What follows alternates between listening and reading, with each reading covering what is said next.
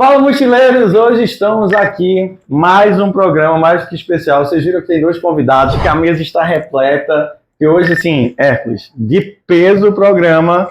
E antes de falar dos nossos convidados, queria agradecer mais uma vez aos nossos parceiros, Hércules. Livraria Jaqueira, né? Como sempre, cedendo espaço pra gente produzir esse conteúdo incrível pra vocês. Olha aí. E aqui em Arte 3D, que tá aqui, ó, o nosso Miles Morales. Em breve, vocês verão no nosso... Vai ter live, muito em breve. E vai ter outras peças maravilhosas. Então, ó, quer conseguir um desconto na King Art 3D? Vai lá no Instagram do pessoal e já diz que veio pelo Mochila Nerd, ou pelo Rafa Noga, pelo Hércules.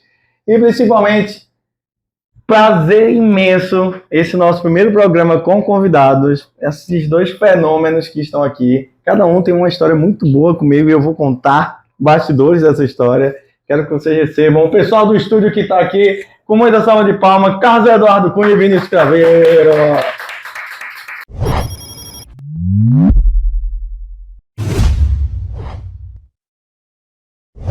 Cadu, seja muito bem-vindo, meu amigo. Muito tempo de amizade, né? Muito tempo de amizade. A gente se conheceu num outro evento, lembra? Tem muito tempo, acho que era antes de pandemia. Exato. E Cadu é um fenômeno aí, pintando aquarela. Depois eu vou contar a nossa história, hein? Com aquarela, vamos indo. Cadu é uma geração incrível. E tem outra geração. Estamos trazendo encontro de gerações, meu amigo. Exatamente. Encontro de gerações. Vinícius Craveiro, senhoras e senhores, o cara que é um fenômeno. E eu sou suspeito para falar, porque o primeiro grande evento que Vinícius participou foi produção minha. Eita, que chiquinho. Não foi? Olha aí. Então, eu vi o pequeno Padawan nascendo e hoje ele é um fenômeno, sendo elogiado por todos, principalmente por um dos mentores dele, né? E eu também, porque ele teve na minha mesa lá nos eventos antes da pandemia, ele teve lá na minha mesa com umas artes dele feito com lápis de couro. Olha aí, caramba. Já era maravilhoso, assim, o cara investe nisso aí, de repente, do nada ele dá um salto gigantesco. Não dá um pouquinho de orgulho também, né? Você, por exemplo, vê uma pessoa mais na etapa de início, sim. Aí você vê um pouquinho de tempo depois, você vê onde ela chegou e... A evolução do artista, assim, porque eu sou professor também, né? Então, Tá no time, tamo junto. Exatamente. Então, assim, quando a gente vê a evolução, né, de alguém, eu não participei da evolução dele, né? Mas pelo menos participou, sim. Eu pedi ajuda. Via, né? Não, mas assim, não foi de forma direta, não de forma tão direta, assim, mas como eu gostaria, como eu faço com meus alunos e tal. Mas veja, você não precisa ser o senhor Miyagi, você pode ser o quê? O Daniel LaRusso, entendeu? Só dá o Mas a evolução que ele teve foi, eu até falei pra Rafa um dia desse, né? Falei, a evolução do Vini, que em curto tempo, assim, foi a maior evolução que eu já vi, assim, artisticamente falando, daqui, né, de Pernambuco, foi a do Vini. Isso já me deixa muito curioso sobre como foi o processo de início de vocês nessa arte que vocês fazem no desenho. Então, a minha, na verdade, desde que me entendo por gente desenhando, né, acabei, vocês contando a história, eu lembrei de um caso, quando eu fui apresentar numa empresa de design, meu portfólio.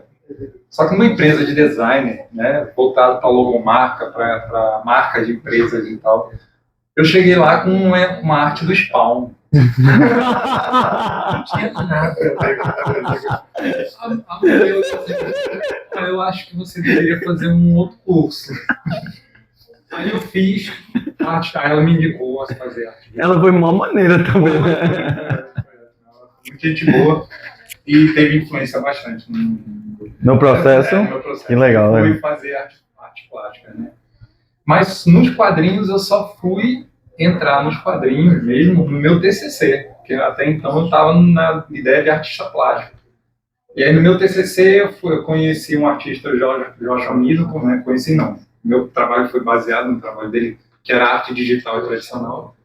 E aí me apaixonei pela produção de quadrinhos, por estar nesse universo de quadrinhos, porque antes eu só lia, né? Agora produzindo. E aí eu me apaixonei e desde então comecei a estudar. Não larguei mais, estou estudando até hoje. Né? Muito massa. E vou estudar sim. Que é um processo, Hércules, também a gente tem que valorizar muito, né? Antes de Vini contar o nascimento dele, na questão, no nascimento dele, né? Como ele entrou no mundo dos quadrinhos. Eu chorei. Mas é impressionante como a gente pega um patamar muito alto. Não sei se vocês concordam comigo, porque hoje a ilustração, pelo menos quem me acompanha e vê, né, as lives ou coisa que eu faço, sempre tem uma arte, seja de Cadu, seja do Vini, de outros ilustradores, enquanto essa arte é tão importante para nós do mundo nerd. Porque tudo bem que aí entra a inteligência artificial, que é um tema que a gente vai falar mais à frente, mas, cara, eu fico com isso aqui na mesa e dá vontade de dizer assim, valeu, galera, obrigado, um abraço. Mas é de fato, né, Vini? Eu acho que teu começo, diferente de Cadu, assim, foi uma área muito mais, não vou dizer tranquila, mas assim, você já tinha uma noção e um equipamento maior, ou eu tô falando muita bobagem? Assim, Não, né? então, quando eu desenho desde criança, também faz parte de mim desde sempre. Eu sempre gostei de artes no geral, na verdade. Eu gostava de mexer com papelão, mexer com todo tipo de coisa. Só que o lance do desenho foi por puro gosto. E eu sempre, desde sempre, eu gosto de desenhar os personagens que eu consumo. Fazer fanart. Sim, que legal, que legal. Eu sempre gostei de refletir isso. Mas porque você, tipo assim, vê como seria aquele personagem na tua obra, ou porque não? Porque você gosta realmente. Não, porque eu gosto mesmo. Eu Olha que gosto legal, daquele né? personagem, Legal. então eu quero desenhar ele. Muito Milhões bom, de muito vezes. Mas aí, quando eu juntei os meus papeizinhos, botei numa pasta bem furreca, toda amassada, os papéis correndo risco de sujar, sentar num plastiquinho como tá agora, por exemplo, e fui em eventos onde tinha Edu, tinha outros artistas que me incentivaram. Foi a primeira vez que eu ouvi de gente superior nesse sentido, dizendo, não, continua. Só pode parecer bem pouco, mas era grande coisa, é uma grande coisa. Eu ouvi alguém dizendo assim, você tem potencial, faça mais, não parem. Aí, Exatamente, porque eu acho que essa é a parte mais importante, você levar, né, para quem, se tiver alguém começando aí essa carreira artística, é você tentar buscar algo buscar opiniões, né, de pessoas da área, né? Eu sei que perguntar para a mãe, perguntar para a avó, vai tudo estar maravilhoso sempre, mas você tem uma opinião profissional, técnica, né? É o diferencial para você, né? Para dar aquele. É diferente, né? É diferente, porque o cara que tá te olhando com uma parada muito mais técnica, assim, ó, melhora nisso aqui, Exatamente. né? Do que ele não vai te criticar, mas ele vai dizer onde você pode melhorar, né? É a crítica construtiva. E, sim, sim. Ela funciona.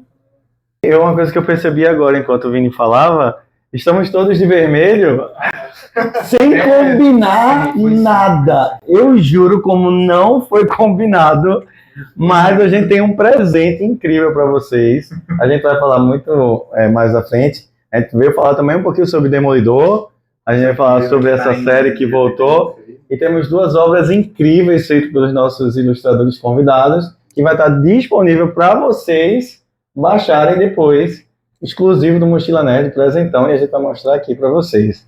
Mas aí, ó, vamos tocar num assunto que a gente estava conversando agora, que eu falei logo no começo, da questão de geração, e eu lembro muito do primeiro evento com o Cadu, para você ver, foi lá em 1430.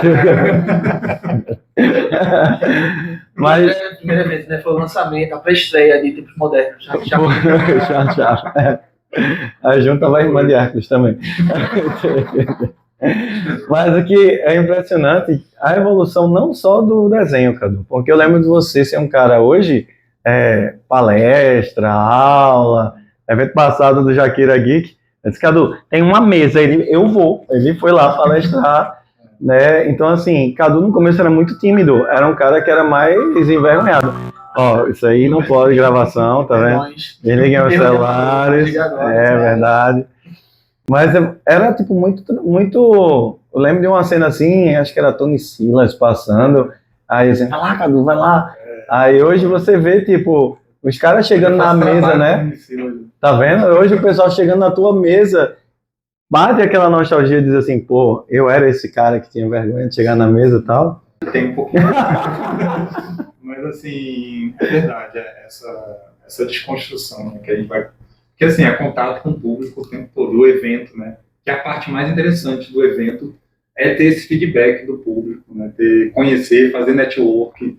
É o principal momento do artista. Você está saindo da sua bolha e está apresentando o seu trabalho para pessoas ali, por exemplo, a Jaqueira, né? Que a gente vai falar sobre o evento já já, mas dá a oportunidade da gente sair um pouquinho do nosso nicho ali e acessar outras pessoas que estão aqui vindo na casualidade e conhecer o nosso trabalho. Então, esses eventos, né, e aí o artista, ele não é só o artista, né? Ele é o vendedor, Sim. ele faz parte da logística, o marketing, é tudo. E desculpa te interromper, além de fazer você sair da sua bolha no quesito artista, eu saí muito da minha bolha pessoal no quesito geek. Porque de tanto me cobrarem desenhos de animes, eu passei a assistir mais anime. Inclusive, Isso é muito bom saber. é o que eu tô desenhando muito agora, para trazer pro próximo Jaqueira, inclusive. Eu tô tentando consumir mais o que o público gosta também. E tentando ver mais vertentes em cima disso. E isso tá me fazendo também descobrir outro jeito de desenhar. O que tá sendo uma virada de chave estressante e divertida.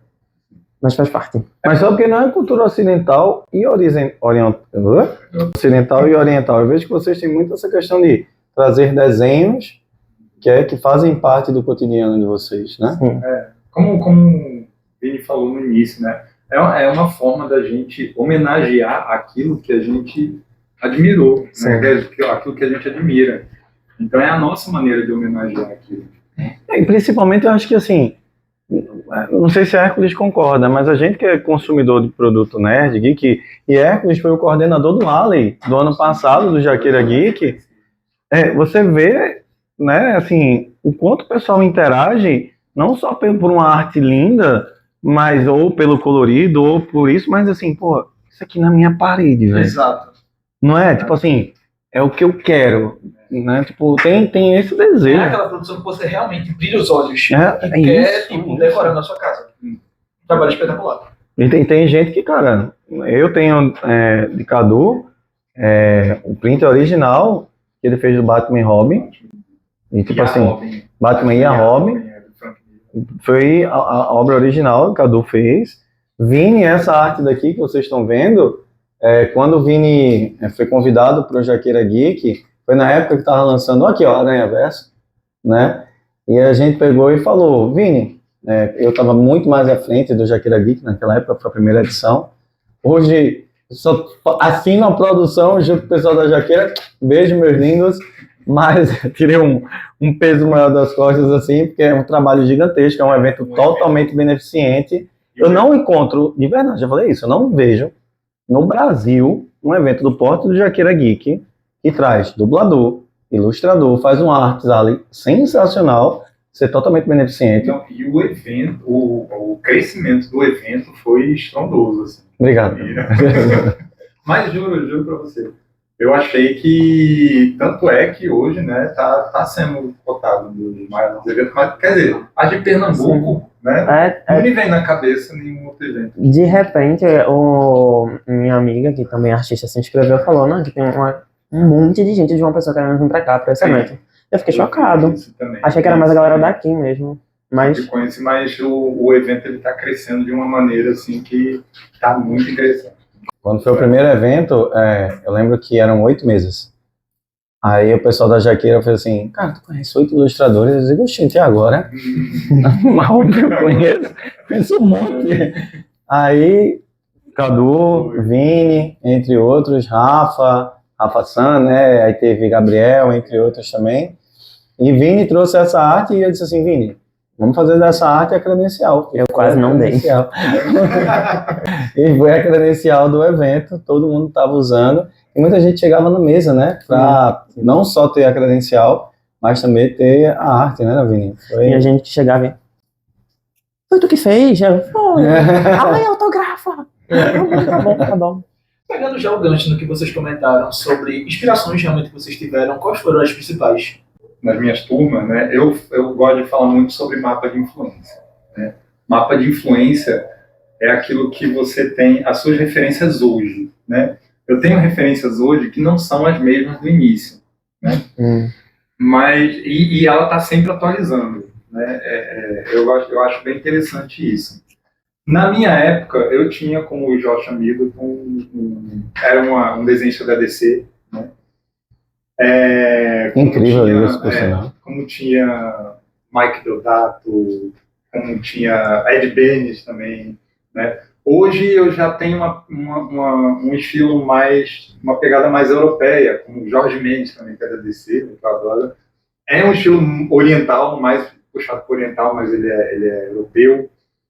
Simone Bianchi com as pinturas dele. Então, tenho referências variadas. Olivier Coitel, né? Também não vou fazer. Só tô falando DC, né? Eu acho que ele tá sendo um pouquinho delicioso. Pois é. Tô pensando aqui. Ah, não, Simone Bianchi faz Marvel. É Marvel, Faz Marvel também. Então, assim, dependendo, né, que eu tenho pintura tradicional e arte digital. Então, depende muito da técnica, que eu tenho referências diferentes. Mas baseado assim, voltado para os quadrinhos dessa galera.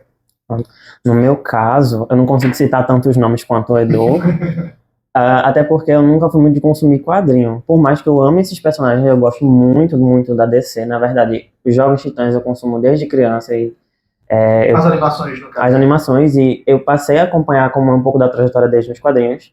Tanto que acho que uma inspiração que eu poderia dizer que eu tive foi o Piccolo. Vocês conhecem? Sabia que ele falou Jovens Titãs, eu pensei no Piccolo. E o Piccolo, ele não só tem aquela vibe mais moderna, mas eu gostei muito de uma vez ver que ele postou sobre fanart e dizer que o que mais importa é você desenhar o que você gosta. Sim. Não importa se é um personagem que já existe.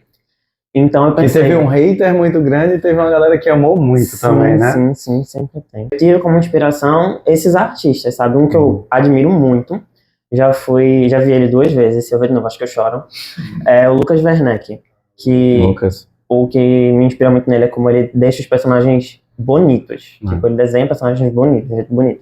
Eu gosto de pegar o personagem, encher ele de detalhes, principalmente isso, assim, pegar um personagem que eu realmente amo. Então, eu sempre me inspiro muito em pessoas que também fazem isso, sabe? Pegam os personagens que gostam e fazem eles 1 milhão de vezes, não importa se já deu, sabe? Mas quando eu comecei, que eu peguei dica, foi só o pessoal daqui, e Edu, um deles, que disse exatamente como falaram no início, que era melhor anatomia, foi o que eu mais ouvi. Então, eu acabava vendo muito eles desenhando, como eles faziam. Mas também tem um que eu não lembro agora o nome, acho que o nome dele é Dylan, não tenho certeza, ele trabalha na DC, que o traço dele puxava muito mais pro cartoon. Eu lembro de estar fazendo um desenho do Aquaman e mostrar para Edu, mostrar a referência do artista. Até hoje eu sigo ele, mas a partir dali eu quis fazer mais cartoon. Eu gosto mais do cartoon. Então eu fujo um pouquinho dos quadrinhos, não que o cartoon não possa virar quadrinho, mas eu fujo um pouco da vibe mais madura, por mais para os quadrinhos, que o que me inspira mais é as animações. Já que vocês já entraram nesse assunto, eu imagino então que quando vocês iniciaram e continuaram se desenvolvendo, vocês estavam praticando baseado nas predileções de vocês. Então, quais seriam as obras, no caso, personagens ou séries que estavam inspirando o trabalho que vocês faziam? Não precisa ser obra específica, mas realmente, por exemplo, Demolidor, Batman, o que seria? Se disser Batman, vai ganhar ponto. Mas já sei que você quer ser. Mas Batman, pronto, a arte que o Rafa tem do Batman, ela é lá do início. É verdade. Né, que era 2015, 2016, quando eu comecei a trabalhar com arte tradicional. Até que ela é toda lápis. Não, ela é aguada de nanquim. Não, mas toda assim, ela não tem cor. Ela é preto e branco. Perdão, desculpa. Linda. O que eu tinha lido recentemente é Cavaleiro das Trevas. Aí eu fiquei apaixonado por aquilo, né? Exatamente. Cavaleiro das Trevas. Fiquei apaixonado por aquilo, aí fui fazer a arte. Né? Cada produto que a gente consome, né, na área do entretenimento, que a gente é a nossa forma de homenagear aquele momento. Não, tem que estar no marketing do hype também, né? Você não pode fugir do, tô fazendo Demolidor, tá aí na série, já sei, vou criar aqui menina super poderosa. Pois é. Não tem como. A gente vive num mundo capitalista, a gente vai atrás do mas nem só capitalista, acho que assim, se você está sendo tão devorado de informações daquilo que está o produto lançado, sim. Você vai querer, como o Vini falou aqui, tá tão na cabeça que ele, eu quero ver aqui como é que tá no meu formato aqui, porque eu gostei. Sim. E se ele não gostou, vai dizer... Sim, o bombardeio de informações que você recebe sobre aquele assunto, né? Mas, e o que me referi foi sobre transformar aquilo ali em venda, né? Obviamente a gente vai sempre aproveitar a raiva, eventos e tudo que você tem que estar ali naquele momento, né? Pois é. Então, por exemplo, em maio, quando for o Jaqueira Geek, vocês já estão com artes de filmes que vão ter lançamento em junho, alguma coisa assim. As duas do momento, que é o Quarteto e o Superman. Vai muito daquele momento ali, entendeu? Eu lembro que eu gostava no início, né? Hoje em dia não tá difícil acompanhar isso, mas eu gostava sempre de ir para a estreia dos filmes, para justamente já criar uma obra baseada naquilo que eu vi. Hoje em dia eu não consigo fazer mais isso. Mas hoje a gente prioriza boleto, cinema, eu entendo. Vida de adulto E tempo também, que também não tem tempo. Isso é verdade, o cara tá me devendo um show que já tem uns 5 meses. Vini, e você? Eu não consumia tanto super-heróis na época que eu já gostava muito de desenhar. Eu só passei a gostar depois que eu joguei um jogo da DC. E eu não conhecia muita informação dos heróis, as histórias deles, eu não conhecia. Passei a conhecer depois que eu pesquisei um pouco sobre o jogo. Mas já desenhava? Já desenhava, já gostava de desenhar. PlayStation 2 do jogo? Era o Injustice. Sim, excelente. Foi ali que eu peguei uma espécie de, não sei, o termo não é apropriado, assim, em algumas condições, mas hiperfoco na Mulher Maravilha. E por gostar muito dela, eu não tava nem aí porque que tava acontecendo ao redor, eu só desenhava ela. Ela e os Jovens Titãs, pra mim, eu era muito conectado com eles. Quando eu vinha me tocar sobre esse lance, o que tá no hype e o que não tá, a gente já tinha Guerra Civil no cinema. E Batman Superman. Que foi os primeiros filmes da Marvel e da DC que eu assisti no cinema. A partir dali eu já comecei a, desenhar mais o que estava chegando, o que estava por vir e ficar mais ligado nisso. Mas na época era muito o que eu assistia, o que eu consumia, que eram muito desenhos animados. Ou seja, em resumo, DC chora em Marvetes, DC Nauta aqui, a mesa tá reinando.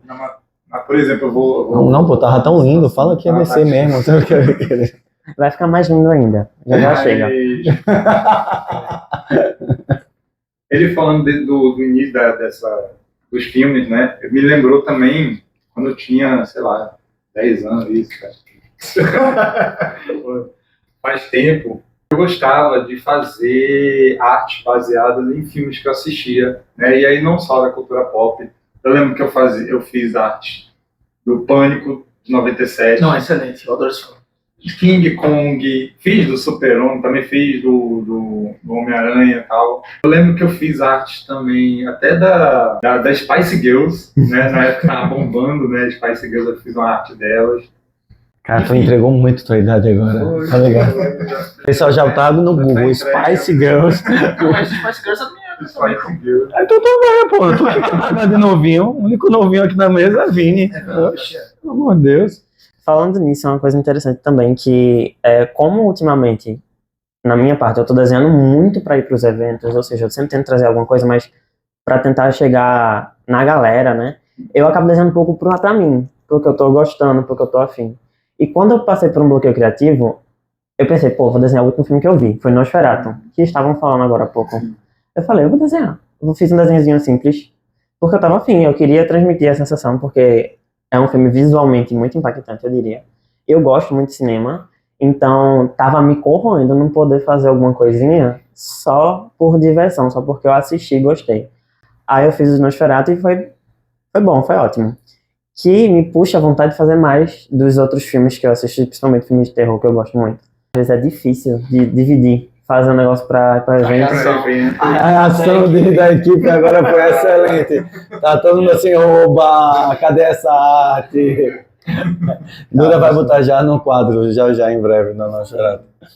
Mas que legal, assim, muito bacana. E no meio disso tudo tem uma polêmicazinha que a gente não pode deixar passar, né? A questão da inteligência artificial, que a gente viu recentemente, né, a gente conversando em off aqui, com o Cadu sobre essa questão da IA do Estúdio Ghibli, que estava utilizando de maneira, não vou dizer errada, mas também não é certa, né? Mas como é que vocês estão reagindo com essa questão da inteligência artificial? Está vindo para ajudar? Está atrapalhando mais do que ajudando? Eu vejo que a inteligência artificial ela veio como uma ferramenta para ajudar os artistas também, né? Só que a partir do momento em que alguém utiliza ela para com uma finalidade, não com uma ferramenta, eu acho que isso acaba perdendo. Porque quando ela se torna uma finalidade, ela não se baseia no nada, né? Ela vai atrás de referências que tem na nuvem, na rede. Então ela acaba, por consequência, ela vai atrás de artistas, assim como o texto também. O texto criado ali também vai atrás de referências, né? O próprio público alimenta, né? Exatamente. Não é do nada. E com isso, né, quem construiu, quem teve o processo lá criativo, acaba perdendo, né, um pouquinho da sua essência. A arte acaba perdendo um pouquinho da sua essência. E aí o que aconteceu essa história do estúdio Ghibli, né? Eu sei que foi uma febre, né? Uma febre comum que eu acho normal, né? Todo mundo, sim. As pessoas que não têm essa costume de consumir arte, né? Apesar de estar consumindo arte, a gente consome arte todo dia, toda hora, né? Mas não tem a consciência de estar consumindo arte como algo expressivo do jeito que ela oferece, e aí utilizar aquilo por brincadeira, não, na vibe, não sei o quê. Eu, na minha opinião, não vejo problema nenhum nisso, a partir do momento que ela acaba interferindo, né, no processo criativo de vocês? Da gente, no caso do Estúdio Ghibli. Por exemplo, o ChatGPT, ele ganhou, se eu não me engano, acho que nesse período que ele teve esse processo aí, ele ganhou 1 milhão de novos assinantes. O que o Estúdio Ghibli ganhou com isso, né? Então vem essa questão. É uma forma de homenagear, entre aspas, né? Homenagear o Estúdio Ghibli, que é bem interessante e tal. Mas a arte tem uma coisa muito importante, que ela não é só o final, ela é o conteúdo, ela é o processo. Sim. A arte é processo. Então, a inteligência artificial ela não tem processo. Sim. Ela tem o final, né? Que deveria ser usado para auxiliar, e não como... Ela entrega o prompt, na verdade. Né? Exatamente. Então, por exemplo, eu estou desenhando um demolidor aqui, e quero botar um urso de cachecol no ombro dele aqui, e queria uma referência para isso, eu posso digitar lá um urso de cachecol, vai aparecer algum urso de cachecol, e eu me baseio naquilo e crio meu próprio urso de cachecol aqui, né, baseando naquilo. E não pegar aquela referência que a inteligência artificial me deu e colocar aqui. Entendeu? Porque aquele urso de cachecol é de outro artista, é de outras... Mas aí eu queria aprimorar mais a pergunta, não focar tanto no Estúdio Ghibli, acho que Vini pode falar um pouco mais, não só no processo criativo, mas a questão da motivação. Porque assim, a gente que é nerd, a gente falou que a gente gosta de consumir esse produto, a gente nunca vai deixar de consumir. Mas existe essa questão, como você até falou uma palavra agora, no meu bloqueio criativo, né? O quanto isso consegue te ajudar ou te atrapalhar, né? Vendo essa reviravolta em relação a esse tipo de criação. Eu nunca cheguei a usar inteligência artificial, no caso, especificamente inteligência artificial que gera imagens, já que tem todo tipo, né, hoje em dia. Mas eu nunca cheguei a utilizar. Eu, particularmente, não pretendo, até porque eu prefiro beber das minhas fontes preferidas, das minhas fontes mais, como posso dizer, puras, os quadrinhos, os filmes, por exemplo. Mas eu acho que uma coisa que é importante também sobre esse lance do chega ao fim, não tem um processo, é quando vocês falam assim, a gente vê aquela arte que ela é uma arte que brilha os olhos. Justamente porque quem fez é alguém que teve o seu processo criativo, teve a sua inspiração, estava ali no momento, por exemplo, a arte do Miguel O'Hara foi porque eu vi o trailer e vi um frame bem rapidinho do trailer. Então, acho que a inteligência artificial eu não utilizo, não, no meu caso não me ajuda nem atrapalha, mas acho que ela não chega a entregar esse peso, esse brilho nos olhos, como a gente é capaz de fazer, sabe? Que vocês também fazem com brilho nos olhos. Sim, exatamente. Arte é expressão, né? E aí Sim. é uma coisa que a máquina nunca vai ter. Além também, assim, que o lance da inteligência artificial ser tão acessível, no caso, a inteligência artificial que gera imagem, ser tão acessível, traz um BOzinho que é tipo, tem gente divulgando na internet que faz você no Estúdio Ghibli por tal valor. Sendo que... Porque ele tem a versão paga, né? É a finalidade. Acho que isso é o que mais atinge. Sim. Pra mim, particularmente falando. A pessoa podia vir me comissionar, mas Sim. não vem. Eu poderia fazer a pessoa fazer junto dela referências dos filmes favoritos dela. A IA não faz, mas a pessoa não sabe disso. Aí acho que isso é o que mais impacta. A tal da desvalorização, né? Essa era a dúvida que estava me batendo. Se vocês sentem o impacto disso sobre a maneira como as pessoas veem o trabalho de vocês. Porque, da maneira que eu enxergo, o valor de uma coisa, das ilustrações, no caso que vocês fazem, não está só atrelado ao traço, ao desenho. Está atrelado à autoria, está atrelado à alma. Então, vocês sentem realmente o impacto disso? Dessa visão que as pessoas têm sobre uma banalização, de certa forma, da forma de gerar imagens. Tipo, eu vou ter uma arte do Homem-Aranha, Mas pronto, não, exatamente, mas não é só uma arte do Homem-Aranha. Exatamente.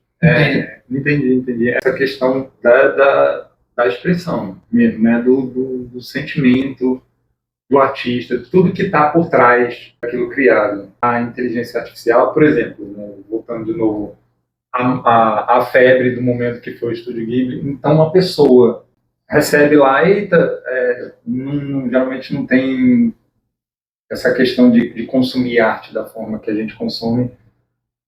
Vou fazer minha foto aqui no Estúdio Ghibli, isso aqui para postar no Instagram. Vai lá, faz. 100%. É o hype. Todo mundo tá no hype. Tudo bem. Agora, a pessoa que recebe aquele, vou fazer meu quadrinho nesse estilo aqui. Vou pedir para a inteligência artificial fazer meu quadrinho todinho nesse estilo aqui.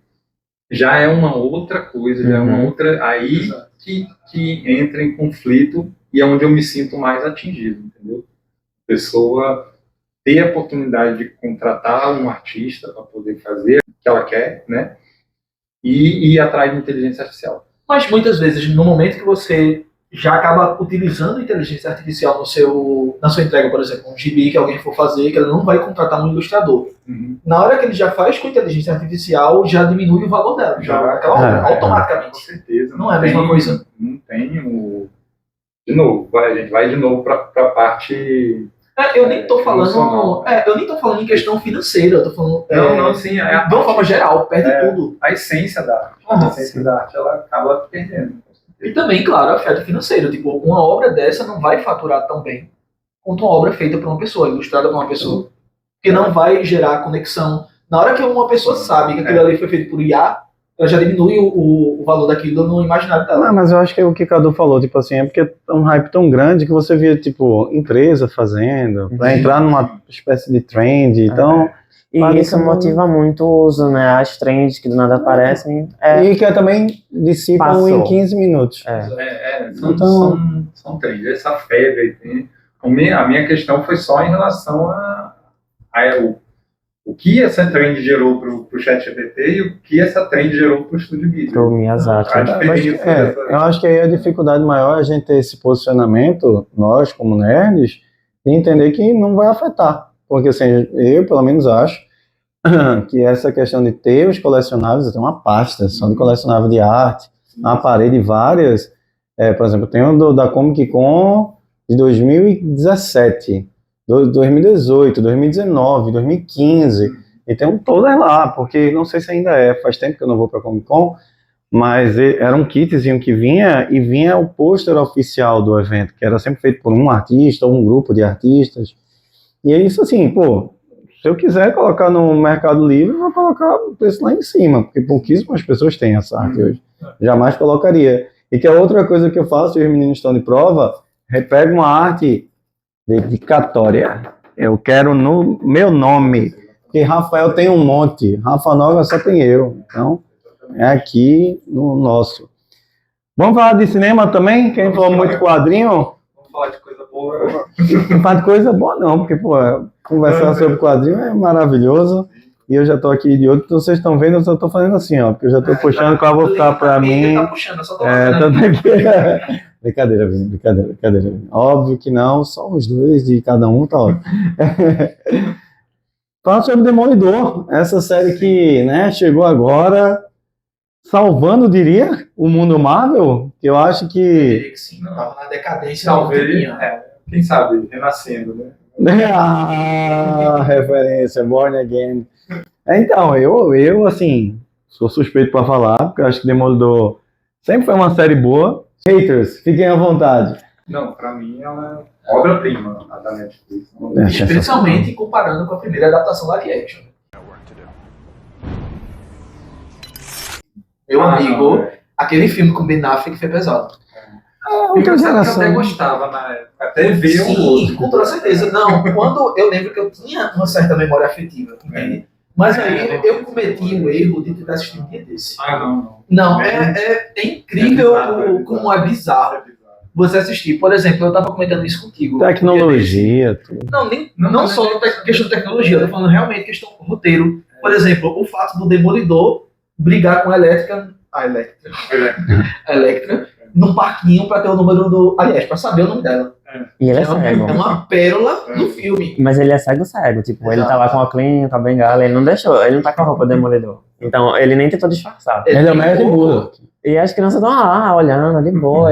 E tem um momento que eles ficam uma gangorra, cada um de um lado. Não, é ridículo, total. Sem falar que também... Ele dorme num caixão. Ele tá num caixão. Ele dorme no caixão. Eu não lembro disso. Um caixão de água. De água. Ele assim. Oh, Jesus. E, tipo, e tem também, é bem problemático até, porque tem uma cena, na verdade, o começo dele pedir, no caso, perguntar o nome dela, envolve, tipo, ele chegando até ela, perguntando o nome dela, ela dizendo que não vai dizer. Aí ela sai e ele persegue ela, pergunta o nome dela mais uma vez, ela diz que não vai dizer, Demolidor ele puxa ela pelo braço. Então, tipo, é uma sucessão de horrores aquele filme, se você assistir hoje em dia. Mas aí, logicamente, veio a série da Netflix. Aí a série da Netflix, que eu confesso que eu tinha um abuso quando eu tô assistindo uma série e vem a nota de cancelamento. Nossa, sério? eu perco. Aí eu lembro que eu ia assistir a terceira temporada, aí veio a nota de cancelamento. Aí eu nem assisti a terceira temporada. Aí fui assistir agora quando estreou a Warner Games. E foi bom, porque você deu um recap, né? Exatamente. Deu um recap, né?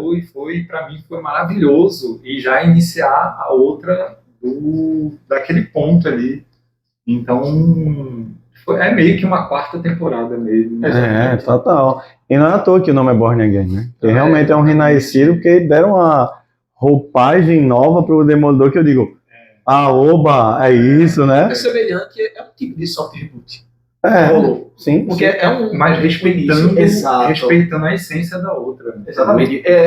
Essa nova temporada tá pra a série antiga da Netflix, da mesma forma que o episódio 7 de Star Wars estava pra franquia original. Sim. É a mesma comparação. Lembrando, pessoal, que vai ter spoiler agora. E então, ó, quem não viu, fica aí mesmo, não tem problema não.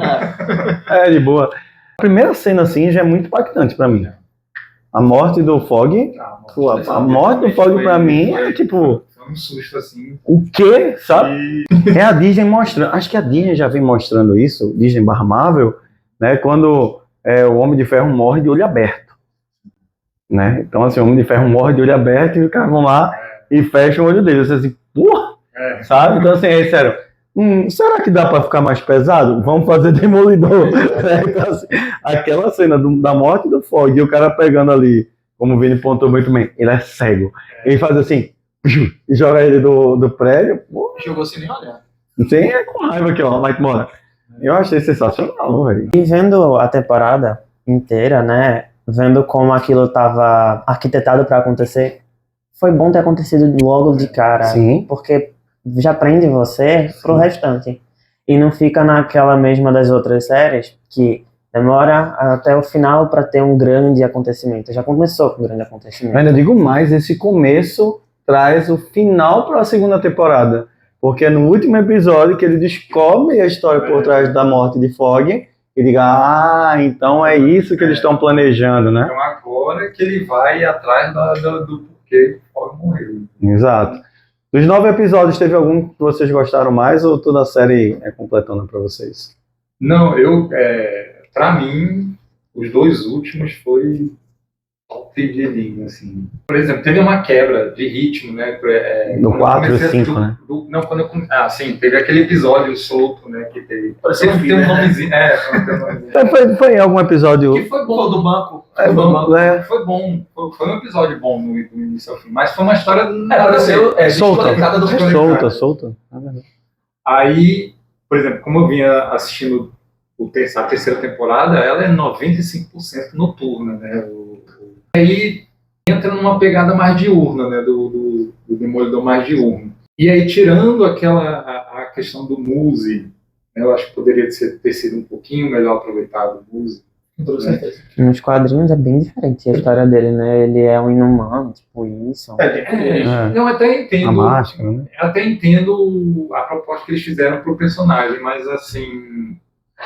O fim dele foi muito rápido, O né? pouco tempo dele de cena eu achei muito. E pior do que isso, eu acho que o episódio em si, além do spoiler, que ele morre, foi uma decepção pra mim. Eu acho que foi o episódio mais fraco. Porque aquela cena lá aquele episódio inteiro deveria ter sido o clímax do arco dele, do personagem. verdade. Porque o episódio anterior do Muse, o primeiro enfrentamento dele com o Demolidor, Foi tipo, ótimo. nível de qualidade extrema.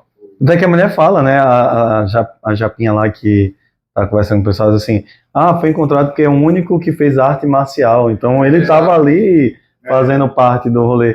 Mas pra mim o que me pega mais é que, né, quem acaba terminando com o Muse, a mulher lá, a psicóloga, pô.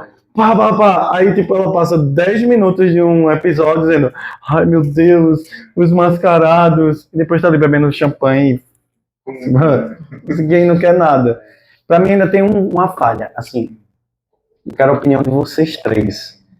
Aquela parada do Rei do Crime, junto com a Vanessa, ninguém aguenta mais aquilo, gente. Eu fiquei até surpreso quando eu vi ele preso, assim, Eita. Porque assim, a gente que é dos quadrinhos, ele sabe que o Rei do Crime merece pra caramba, velho. Mas aí ele tava preparando ele, porque a gente tava a série toda a gente se perguntando. Romantizando ele, O Rei do Crime, assim, mas aí ele é o Rei do Amor. Não, mas é que tá. Eu Mas não aí acho. agora foram preparando ele, agora Que é, inclusive, uma das Último razões episódio. daquele episódio, o 6, na minha opinião, foi o melhor, ter se destacado tanto, porque é realmente como você falou. Eles estavam preparando aquele momento. Ele saiu da série de Echo com aquela dúvida na cabeça. A Echo conseguiu colocar a dúvida na cabeça dele de que tipo de legado e o que ele estava construindo. Aí ele meio que deu aquela bambeada e passou do início dessa nova temporada até o episódio 6 tentando não voltar a ser o que era, até que ele finalmente se rende. E coincidentemente tem aquele paralelo dele com o Demolidor. Os dois se rendem a quem eles eram. E No mesmo meio momento. que ele meio que praticamente não deixou de ser o que era, até porque ele manteve o ex da Exato. esposa dele presa, esse tempo todinho, só pela tortura. E o próprio Matt fala isso. Ele nunca foi bom. Ele nunca foi bom. Ele passa toda a série dizendo: ele não é bom. Ele não é bom. O tempo todo ele passa dizendo. Mas eu gostei muito dessa jogada política que rola. Sim. Nossa, é maravilhoso. Eu gosto muito quando tratam, né, esse universo de super-heróis com política. Os mascarados que não podem andar pela... Exatamente. Por isso que eu gosto muito de X-Men. Né? E aí, essa pegada política, né, porque a gente vive política o tempo todo. Né? A gente sai na rua, o tempo todo a política cerca a gente. E a gente se sente mais representado daquilo. Porque a gente sabe que tem senhores do crime na política de verdade. Né? Então, Inclusive, isso é até um comentário que o próprio Fisk ele faz. Porque quando ele estava tentando descobrir como é que ele poderia navegar nessas águas da política, tem um momento que ele fala, se não me engano, é pro assistente dele, dizendo, na verdade, não tem nenhuma diferença dessas pessoas que eu estou tentando tratar com os criminosos. Verdade. exatamente. É basicamente você descobrir o que eles querem e aprender a negociar em cima disso.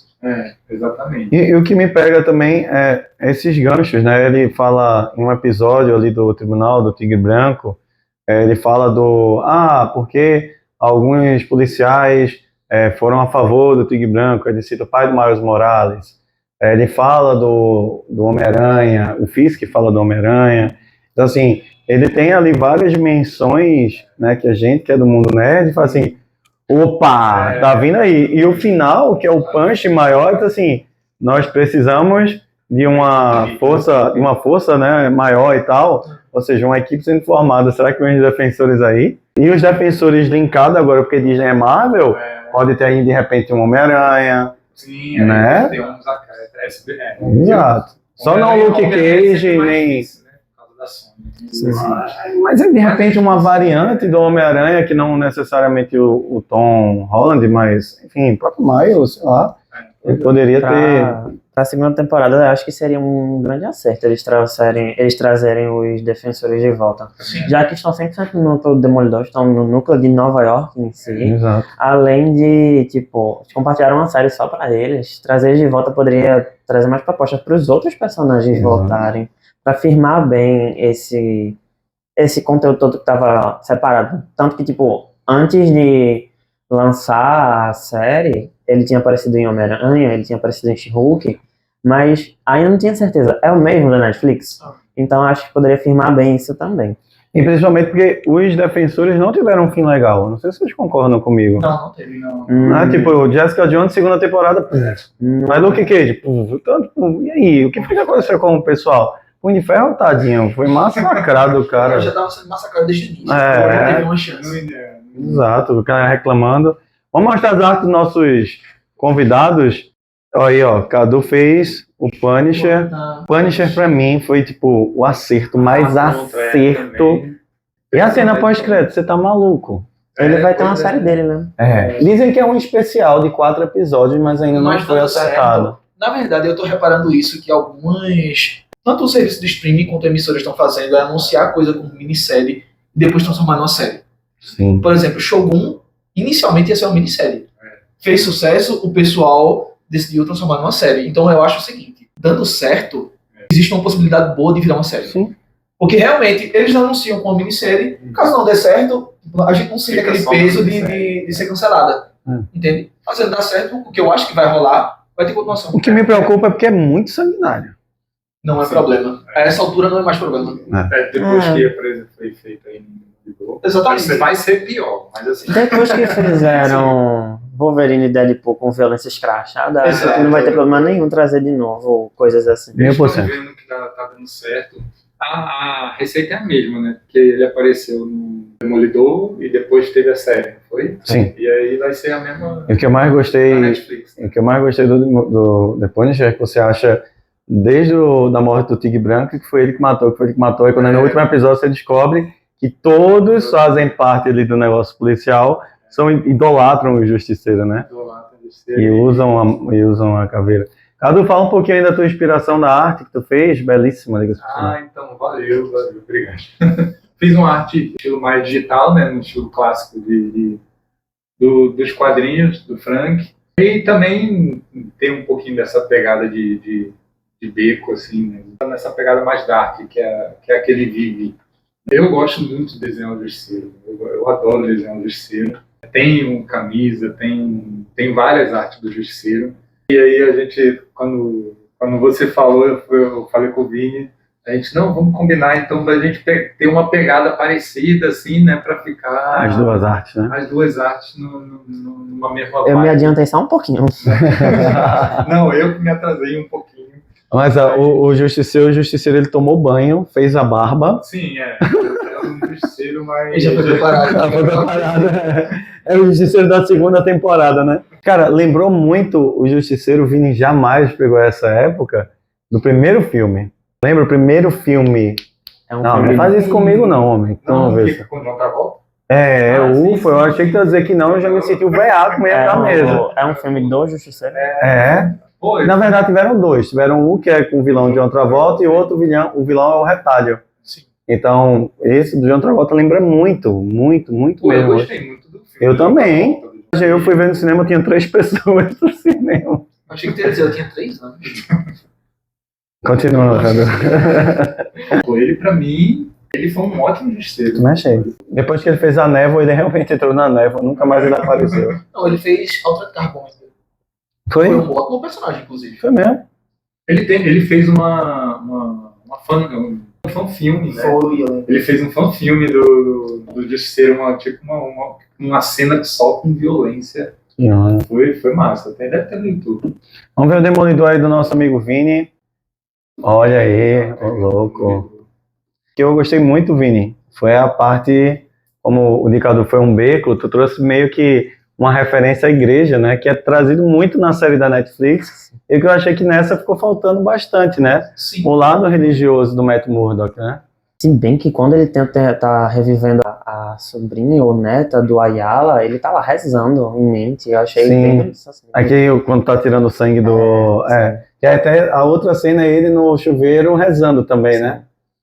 É porque é como se ele tivesse saído das origens. O fato dele ter saído de Hell's Kitchen, né? Eu acho Mas assim, eu senti falta. Quando eu vi a Divina, eu disse, pô, eu senti falta disso na série. Realmente... eu acho legal do Demolidor essa que eu acho que dos heróis da Marvel, ele é o que mais tem uma questão semiótica bem interessante, assim, uma simbologia bem interessante, né?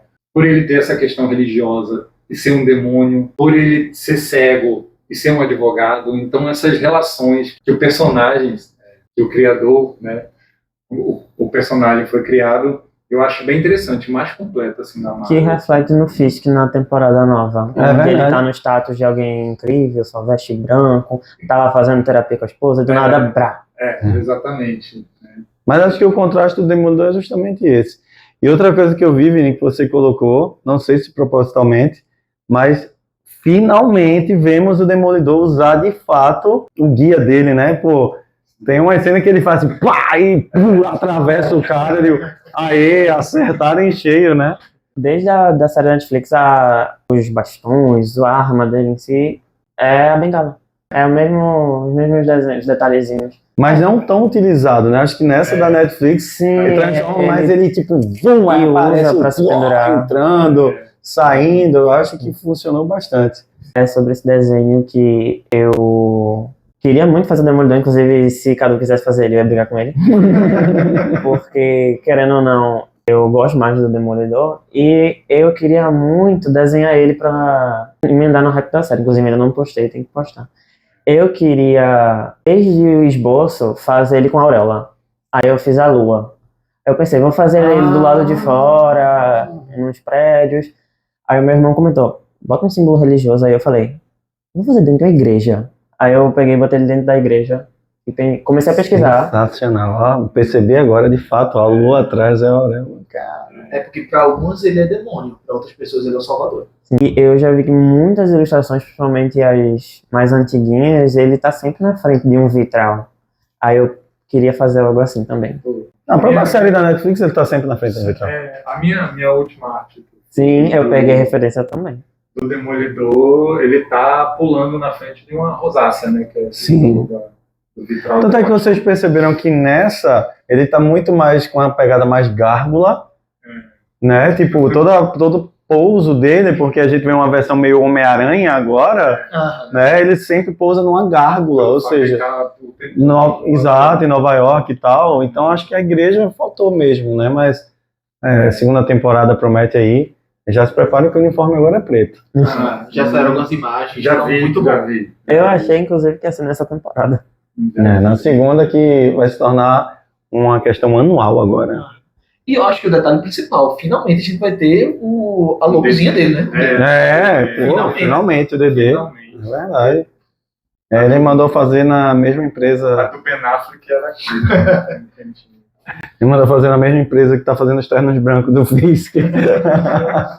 Que aquele episódio de jogando na frente do Fisk, nossa senhora, uma raiva de que a televisão quase querendo jogar o controle em moto. Ô, louco do caramba. Depois o cara manda ele lá, mata ele, pode lá, vai, mata ele. É absurdo isso.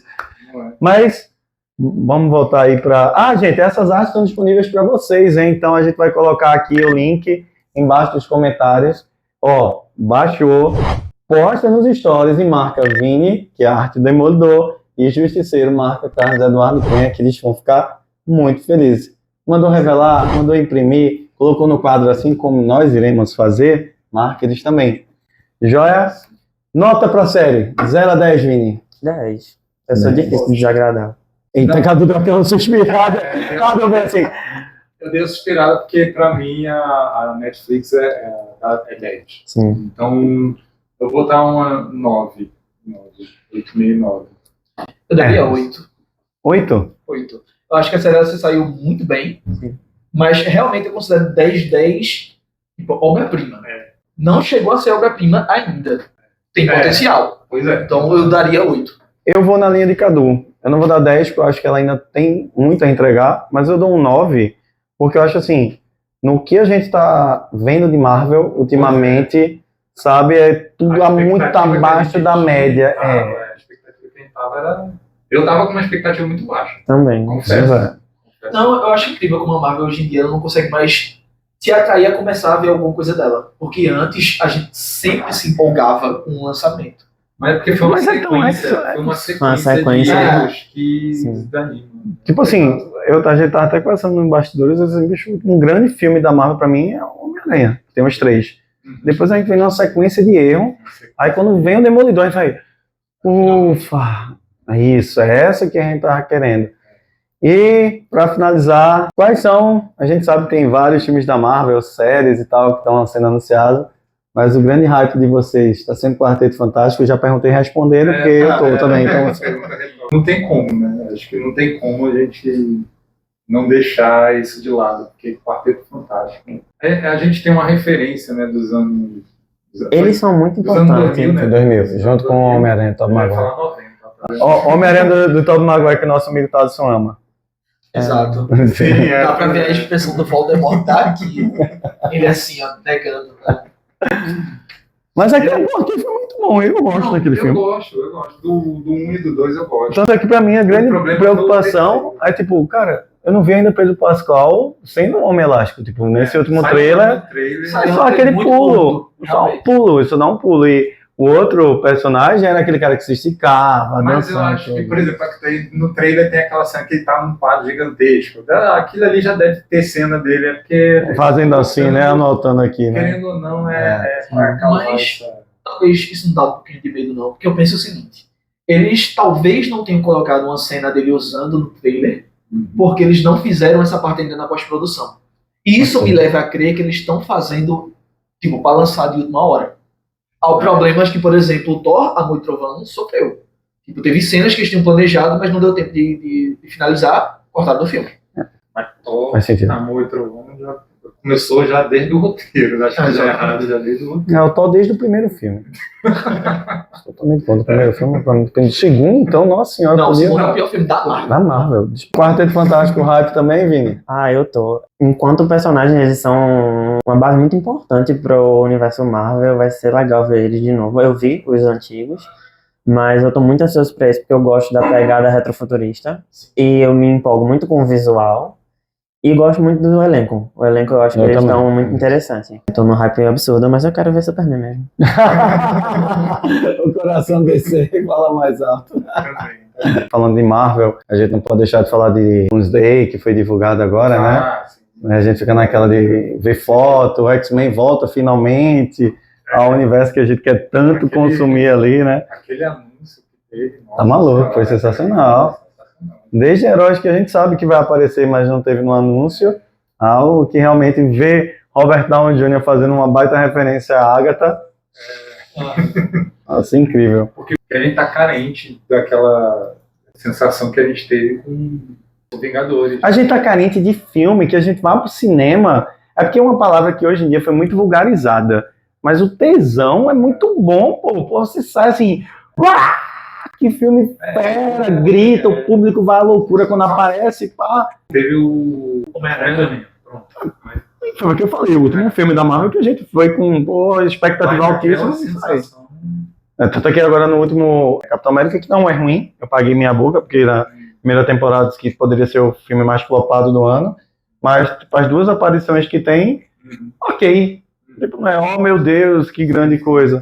Mas aí quando a gente começa a criar essa expectativa, óbvio que o Quarteto Fantástico não vai ter nenhuma aparição fora do comum. Talvez só um pós-crédito. Exato, mas é isso que eu estou dizendo, porque é o novo Quarteto Fantástico, não precisa nenhuma aparição, sabe? Tipo, são novos personagens. Eu acho que o Né? máximo que eles podem fazer nesse filme, além de trazer a história dos personagens protagonistas, se for pra ter uma aparição, seria só o que daria a junção deles pro que vem Robert depois. Exatamente.